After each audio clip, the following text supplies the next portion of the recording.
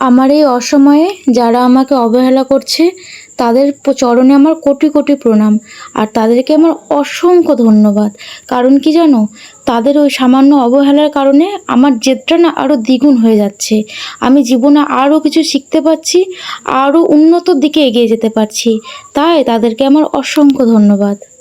এই জগতে যখন তোমার খারাপ সময় আসবে, তখনই একমাত্র তুমি তোমার নিজেদের লোকগুলোর রূপ দেখতে পাবে।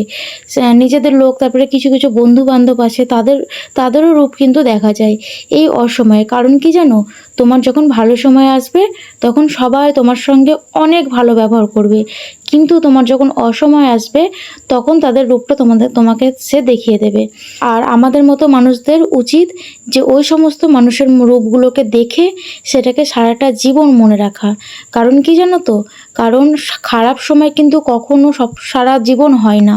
হ্যাঁ, একটা সময় খারাপ, একটা সময় ভালো হয়, কিন্তু তুমি যখন তোমার খারাপ সময় তাদেরকে পাশে পাচ্ছ না, তাই তোমার উচিত ভালো সময়েও তোমার পাশে তাদেরকে জায়গা না দেওয়া।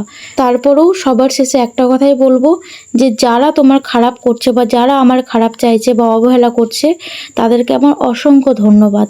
কারণ কি জানো, তাদের জন্য আমি অনেকটা উন্নতির দিকেও এগিয়ে যাচ্ছি।